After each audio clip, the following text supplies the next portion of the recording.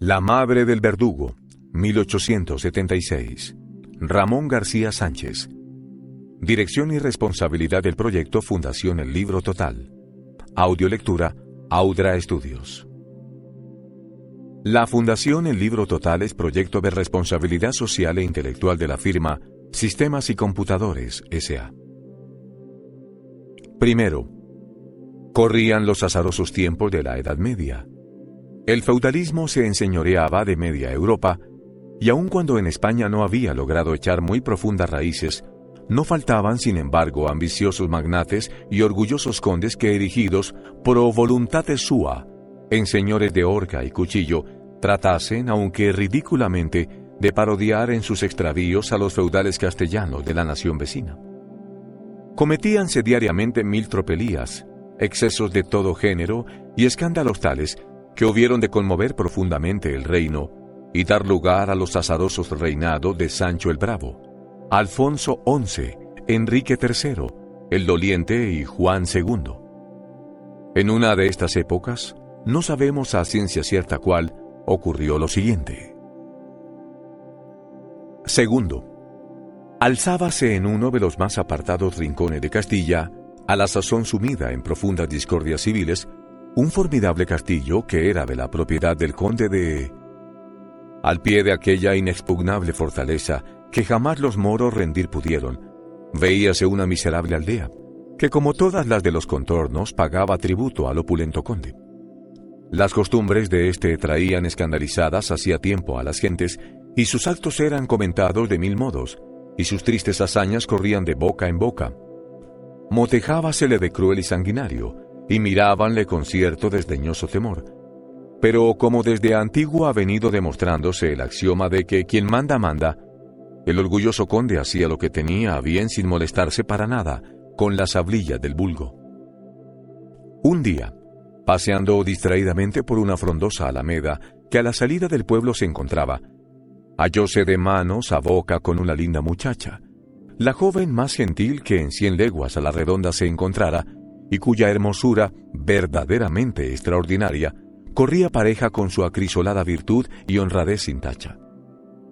Huérfana era la bella moza, y llamábanla Rosa, no tanto porque así habían tenido a bien ponerle en la pila bautismal sus padrinos, por cuanto cuadraba el nombre a la color de sus mejillas y al puro carmín de sus labios. Mirarla el conde y prendarse de ella, obra fue de un instante. Pero Rosa, que no soñaba con el amor del caballero, y que por otra parte tenía grabadas en la memoria las hablillas que acerca de él circulaban, hubo de mostrarse desde luego desdeñosa a sus halagos y promesas, y con una altivez impropia de su condición, pero hija de sus honrados sentimientos, despreció los ofrecimientos que en el delirio de su pasión la hiciera el ya enamorado conde. Esta conducta irritóle de tal manera que hubo de jurarle venganza de lo que para él era una verdadera felonía, y en el silencio de la noche, a solas con sus malos instintos y villanos sentimientos, concertó un plan y lo puso en planta. Tercero, tranquila entregábase Rosa a sus faenas ordinarias, sin pensar ni sospechar siquiera que hubiera quien se interesase en su desgracia, cuando una mañana llegóse junto a ella una de sus mejores amigas de la infancia, y le propuso para el día siguiente una gira campestre. Objetó algunas razones la pobre niña, entre ellas la de que no había de acompañarlas hombre alguno, y habían de ser invitadas otras varias muchachas, y convenido así, preparóse con verdadera inocencia infantil para la fiesta que tenía para ella indecibles encantos. Infeliz, cuán lejos estaba de sospechar su desgracia. Llegó el nuevo día, sonó la hora señalada, y las jóvenes expedicionarias salieron de la aldea, llevando cada una su correspondiente merienda, que había de ser después, según mutuo convenio, fraternalmente repartida. Ya en el campo entregáronse a los más inocentes juegos propios de esa edad de las ilusiones en que todo sonríe y todo brinda al alma inefables venturas. Pero cuando más descuidadas se hallaban, cayó de repente sobre ellas una docena de arcabuceros del conde, y a esta quiero, a esta no quiero, fueron llevándoselas hacia el castillo de su señor, que a la sazón saboreaba el fruto de su venganza, aún antes de realizar el plan por completo. Es indecible el pánico que se apoderó de aquellas jóvenes aldeanas. Solo dos no demostraban abatimiento alguno: Rosa y su amiga, la amiga que la había invitado a la fiesta. La primera porque tenía un temple de alma equivalente a sus puros y hermosos sentimientos. La segunda porque contaba de antemano con aquella sorpresa, para lo cual se había vendido infamemente. El escándalo era notorio, el atropello mayúsculo, y sin embargo no produjo la menor alteración en la aldea.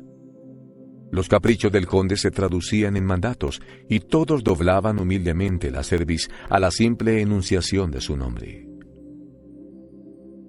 Cuarto. Pasó algún tiempo. Rosa, la inocente mozuela que no había conocido pesar alguno, lloraba triste y desconsolada una mañana de primavera a la entrada del pueblo. Había vivido esclavizada algunos meses en el castillo. El conde la había asediado con repetidas instancias. Sus juramentos, repetidos un día y otro, habían encontrado un eco por fin en el corazón de la joven. Nacida para el amor y la felicidad, ¿por qué no había de creer en las palabras del conde? Ciega y desatentada, cuanto mayor era la resistencia que había opuesto a las pretensiones de su amante, rindióse por fin a sus halagos, y desde aquel día empezóse a nublar su estrella. Llevaba en la frente el sello del pecado, acusábala su conciencia. Su pesadumbre era inmensa. Quería morir, pero le faltaban las fuerzas para cometer un suicidio. La infeliz amaba al conde. Pero como lo que es hijo de un capricho pasa ligeramente sin dejar apenas huellas de su paso, el conde olvidó bien pronto sus amorosos delirios y, soñando con nuevas delicias, entregóse a nuevas ilusiones. Los desdenes sucedieron a los cariños, los improperios a las dulces promesas, hasta que por fin vióse la pobre Rosa expulsada de aquel recinto, donde en un momento de extravío se había dejado arrastrar por las más risueñas esperanzas. ¿Y en qué estado la sorprendió tamaña desventura? Rosa iba a ser madre. Quinto.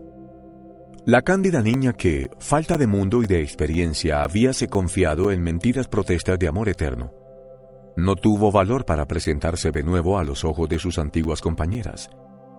En un instante formó su resolución. Huérfana y pobre, nada tenía en la aldea. Su estancia allí solo podía ocasionarle crueles remordimientos. Despreciada del hombre a quien, a su pesar, amaba todavía, no podía esperar de él ni aún misericordia. Decidió abandonar la cuna de su infancia. Dirigió una mirada de amarga despedida a todo cuanto alcanzaban a ver sus ojos y partió para siempre. Nadie volvió a saber durante muchos años de la pobre Rosa. Forjáronse 1000 cuentos, hiciéronse 1000 comentarios de su desaparición, pero no hubo una persona que conociera la verdadera causa. Solo la conciencia del conde podía haberla hecho pública, y el conde no tenía conciencia. Sexto. Así transcurrieron muchos años. Habíase borrado ya de la memoria de los aldeanos hasta el recuerdo del nombre de Rosa, cuando un día apareció ésta acompañada de un hermoso doncel de 18 años y un hombre de más a frisar en los 50. Era el primero su hijo, el segundo su esposo. Rosa había encontrado un hombre que le diera su apellido y legitimara a aquella inocente criatura, fruto de un criminal engaño y de un momento de extravío. Pero aquel hombre era el verdugo. La sensación que el descubrimiento de todo esto produjo en la aldea es indescriptible.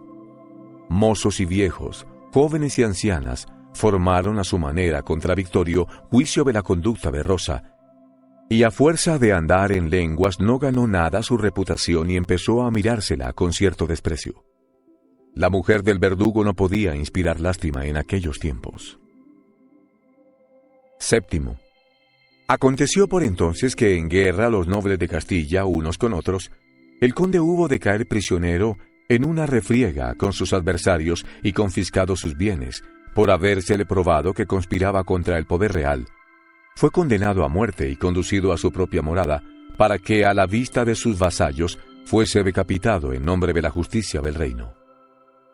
La víspera de su llegada al castillo, y como si la fatalidad presidiese los destinos de la pobre Rosa, que supo, no sin desconsuelo, la sentencia fulminada contra el padre de su hijo, amaneció repentinamente muerto el verdugo. Fatal coincidencia que hubiera podido creerse providencial si la providencia fuese capaz de autorizar el crimen bajo ningún pretexto ni forma alguna.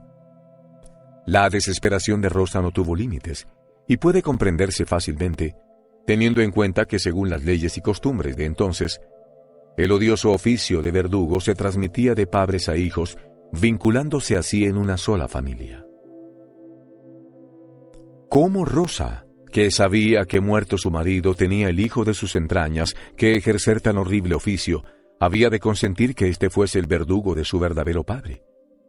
Por otra parte, ella, dotada de un corazón sensible, de un alma pura y buena, nacida únicamente para el bien, había tenido buen cuidado de inculcar sus sentimientos en el corazón de su hijo, y éste era incapaz de manejar la infamante cuchilla.